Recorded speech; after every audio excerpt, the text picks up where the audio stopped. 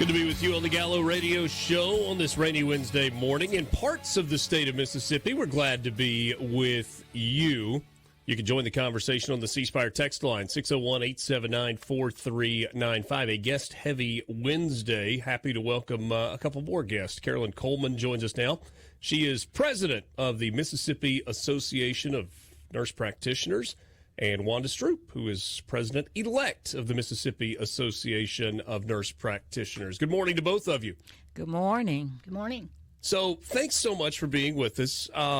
This role of nurse practitioner has become such an important piece of the medical apparatus that exists in the state of Mississippi. For many, seeing a nurse practitioner has kind of become their primary care provider.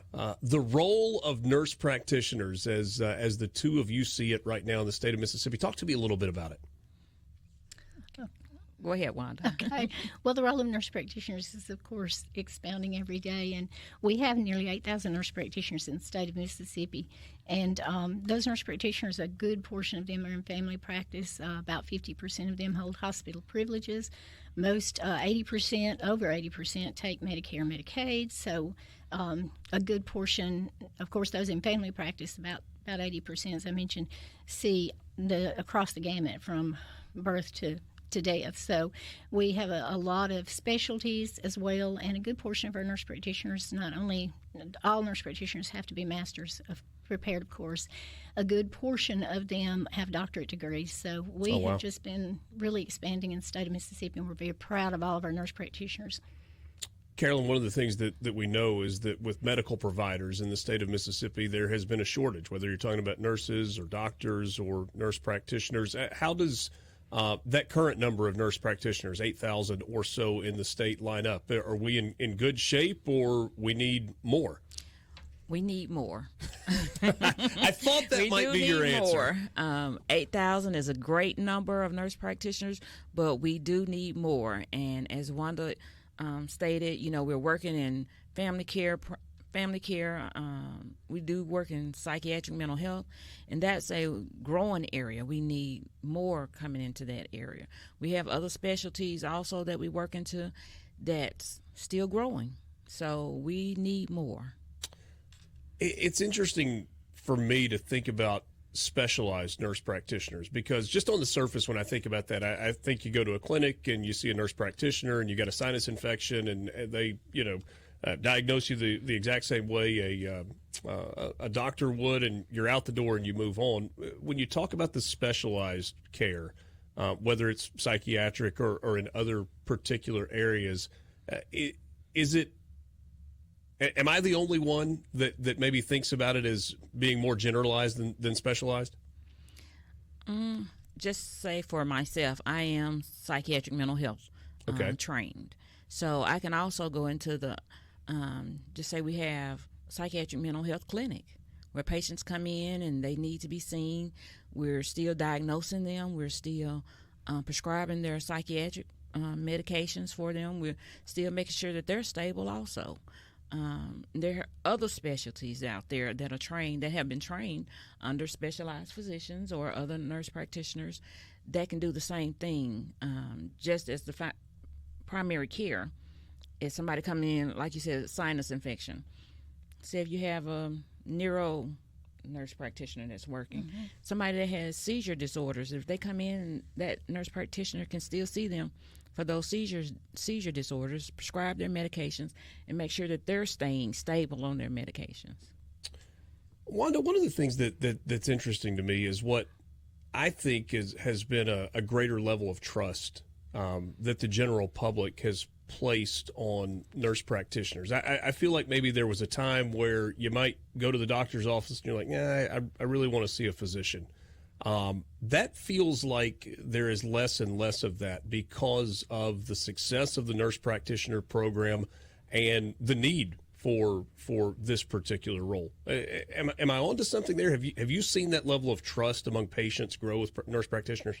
Absolutely. We have seen that level of trust increase dramatically. And it's because our schools, of course, are preparing nurse practitioners. We've always had excellent schools in the state of Mississippi, and we've been blessed about that. But we're preparing nurse practitioners.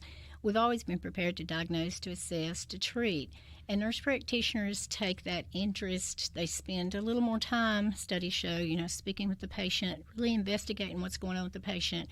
In family practice, which is mine, we are looking at every aspect of the patient. I generally explain to my patient, my role is to make sure all the things about you is taken care of. So if I see something that needs a specialty, I'm going to refer them to cardiology or to GI or to the other specialists. And nurse practitioners work in those areas as well, and they are very detailed. And that's what we see is that time, that one-on-one time with the patient, making the patient feel special, make them feel like we are really attuned to their needs, investigating their chart, finding out what's happened to them in the last 5 or 10 years, not just looking at this visit as this is just a visit and I've got to get you done and get you on out the door. It's like looking at that whole patient. And I think that has built the trust and the rapport with nurse practitioners and their patients across the state, across the nation, and has really improved in that area. So I feel like we've done an excellent job as nurse practitioners. Visiting with Carolyn Coleman, she's president of the Mississippi Association of Nurse Practitioners, and Wanda Stroupe, who is president-elect. All right, practical stuff right now. We are into that time of year where the weather is changing. It's getting colder. Kids have been in school for a few months, and those schools turn into like human petri dishes and a lot of doctor's visits. What are we seeing right now? I guess we're not officially in flu season yet, although we're certainly knocking on the door, but that doesn't mean that we don't have a lot of illnesses that are floating around. We were just talking about that before we came on air. We're seeing a lot of the kids coming in with the hand, mouth, and foot, mouth, and hand disease. Hand, foot, and mouth. Yes. That we're seeing a lot of all kids those body parts. Yes, all those body parts. And then RSV in the children. We're seeing a lot of RSV and respiratory illnesses. Is RSV becoming more common in children that are a little bit older? I feel like traditionally that was something that really young children were dealing with, and it's scary. I mean, it's something that we dealt with one of our children and had to go to the emergency room, and it's a really scary moment. Is that becoming more common in school-age children? More so than what we've seen in previous years. Recently, over the last few years, there's been an RSV vaccine for adults. So now we're testing adults as well sometimes for RSV, which we never used to do. Generally, we would even stop our test for RSV at around the age of 5. Now we are seeing that more, and we're testing more. So, yes, but for those small children, those high-risk children, it can be a very devastating illness as you experience with your own child. And we still see that from time to time. But it's becoming more prevalent, yes, in the older age group now. We hear pneumonia and we think, okay, you're in the hospital and you've got this really serious lung issue that's going on. We were talking with my kid's doctor a couple of weeks ago and said walking pneumonia. They're seeing lots and lots of cases of that. Is that a statewide thing right now? Yes, it is a statewide thing. We're seeing that in all areas. And then we roll into flu season, so we've got that as well. It is that time of the year where I know you guys are encouraging people to get flu shots and be ready for the upcoming flu season as opposed to trying to react to it after the fact. Absolutely. We're encouraging everyone, please get out, get your flu shots. If you're eligible, get the pneumonia shot, shingles shot, your vaccines, any vaccines, COVID, please go ahead and get your COVID boosters. So, yes, we're encouraging everyone. What is the difference in some of those shots that you mentioned and COVID vaccines? We all understand that for many there is a reticence to COVID vaccines, different than there was just a few years ago. But when we talk about flu shots or shingles vaccines in comparison to COVID vaccines? I think the vaccines, they're all to help prevent some of the symptoms.